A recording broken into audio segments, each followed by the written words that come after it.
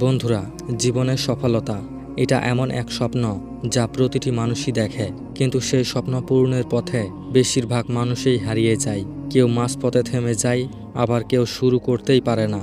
প্রশ্ন হচ্ছে কেন কেন কিছু মানুষ জীবনের সব বাধা পেরিয়ে সফল হয় আর বাকিরা পিছিয়ে পড়ে। আজ আমরা জানব মানুষ কেন সফল হয় না, সেই আসল কারণগুলো। বেশিরভাগ মানুষ বড় স্বপ্ন দেখে, কিন্তু সেই স্বপ্ন পূরণের জন্য বাস্তব পদক্ষেপ নেয় না।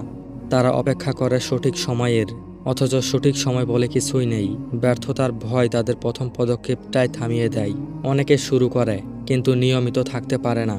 ধৈর্যের অভাবেই তাদের সবচেয়ে বড় শত্রু।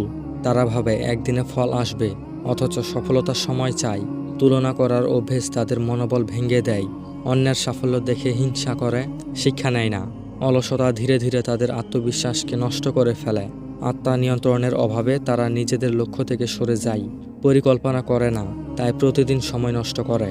তারা জানে না কিভাবে ছোট ছোট লক্ষ্য তৈরি করতে হয়। অনেকেই ব্যর্থ হলে মনে করে আমি পারবো না।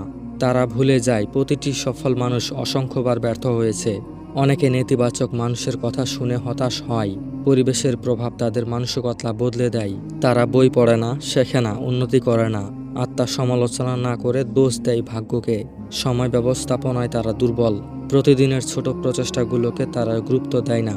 আজ না, কাল করব, এই কথাই তাদের জীবনের সবচেয়ে বড় শত্রু। সোশ্যাল মিডিয়া ও বিনোদনের সময় নষ্ট করে। তারা নিজের মধ্যে বিনিয়োগ করে না সময়, জ্ঞান আর অভিজ্ঞতা। কঠিন সময়ে হাল ছেড়ে দেয়, তাই শেষে ফল পায় না ভালো। তারা বুঝতে পারে না ব্যর্থতা আসলে শেখার সুযোগ। অন্যের অনুমোদনের উপর নির্ভর করে। আত্মবিশ্বাস হারিয়ে ফেলে প্রথমে সমস্যাতেই।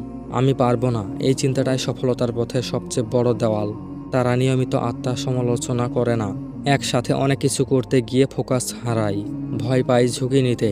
তারা বুঝতে পারে না সফলতার জন্য ত্যাগও প্রয়োজন। অজুহাত তৈরি করতে ভালোবাসে, সমাধান খোঁজে না। জীবনে মেন্টর বা গাইড নেই। তারা অন্যকে দোষ দেয়, নিজেকে নয়। তারা নিজেদের লক্ষ্যকে লিখে রাখে না, ফলে মনোযোগ থাকে না। জীবনের উদ্দেশ্য স্পষ্ট নয়। শৃঙ্খলা ছাড়া তারা অগ্রগতি আশা করে। ছোট অর্জনগুলোকে উদযাপন করে না, তাই মনোবল কমে যায়। অনেকে নিজের সক্ষমতাকে ছোট করে দেখে। আমি যেমন আছি ঠিক আছি, এই মনোভাব সফলতার শত্রু। সফল মানুষের মতো অভ্যেস গড়ে তোলে না।